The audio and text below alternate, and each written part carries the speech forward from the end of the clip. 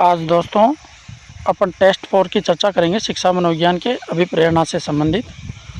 इसका पहला जो आपका महत्वपूर्ण प्रश्न है वो आप देखिएगा। इसमें आपसे कहा गया है कि शिक्षा की प्रक्रिया में प्रेरणा का महत्व है। इस बात को ध्यान में रखें तो अध्यापक को निम्न में से कौन सा कार्य नहीं करना चाहिए।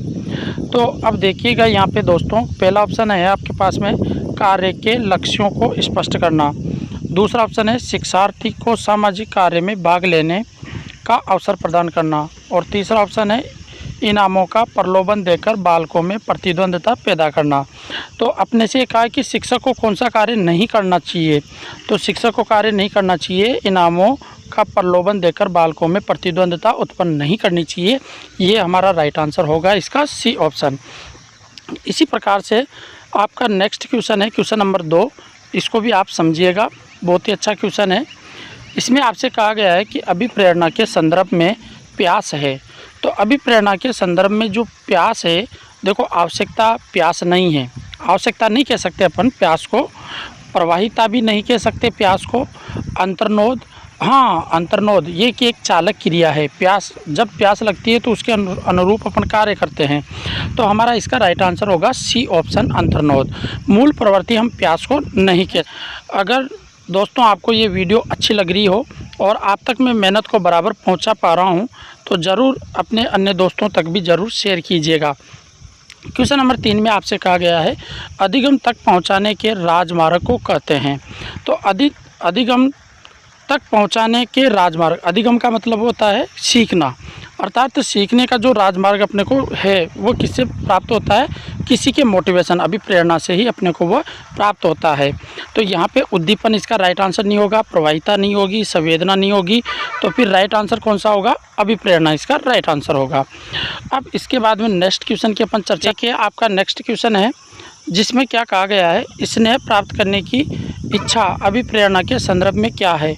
तो अभिप्रेरणा के संदर्भ में है स्वाभाविक अभिप्रेरक, अर्थात स्नेह जो भी अपने को प्राप्त होता है वो एक स्वाभाविक क्रिया होती है। किसी के प्रति अपन जब भी स्नेह प्रकट करते हैं तो उसमें स्नेह प्रकट करने में अपनी स्वाभाविक क्रिया अपने आप उत्पन्न हो जाती है। तो अपन इसको कहेंगे स्वाभाविक अभिप्रेरक।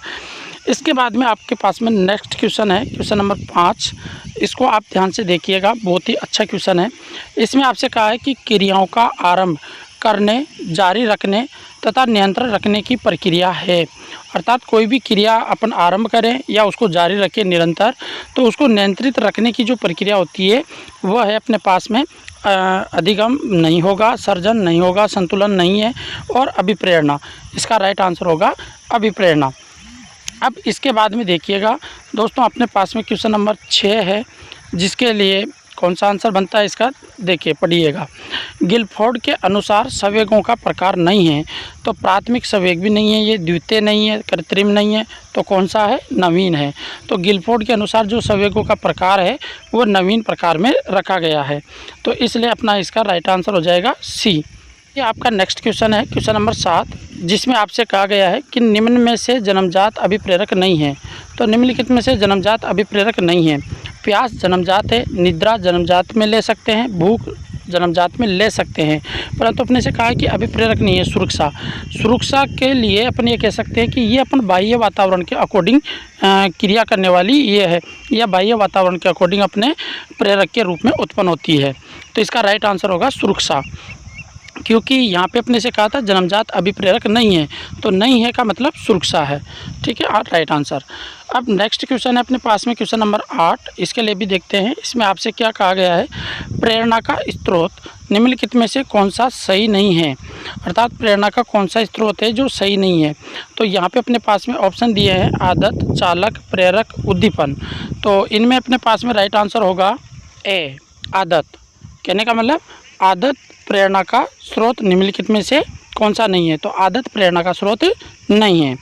अब नेक्स्ट क्वेश्चन है अपने पास में क्वेश्चन नंबर 9। इसके लिए भी देखते हैं, देखिए क्या कहा है इसमें। एक विद्यार्थी मेडिकल कॉलेज में दाखिला लेने के लिए कठिन परिश्रम करता है ताकि वह प्रवेश परीक्षा में उत्तीर्ण हो सके। यह विद्यार्थी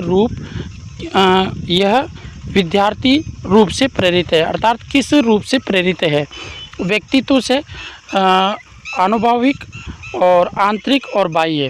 अपने पास में 4 ऑप्शन है, तो इसका राइट आंसर पास में सी आंतरिक। तो एक व्यक्ति मेडिकल कॉलेज में दाखिला लेने के लिए कठिन परिश्रम करता है ताकि वो प्रवेश परीक्षा में उत्तीर्ण हो सके, यह विद्यार्थी के रूप से अभिप्रेरित है, तो वो रहेगा आंतरिक से। क्वेश्चन नंबर 10 है, इसके लिए भी देखते हैं। में देखिएगा क्या कहा गया है।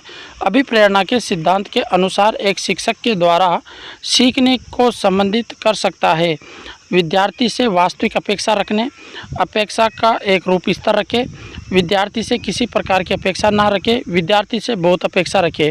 तो यहाँ पे अपने से सीखने से संबंधित कर सकता है विद्यार्थी से वास्तविक अपेक्षा रखने पर। वास्तविक का मतलब सत्यता की अपेक्षा उसमें रखी जाए। तो इस नेक्स्ट पीडीएफ मैं आपको कल अपलोड करूँगा टेस्ट 5 के रूप में। और जब तक आप मेरे चैनल पर बने रहिए, और जिन्होंने चैनल को देखा बहुत बहुत धन्यवाद आप सभी दोस्तों का। Thank you.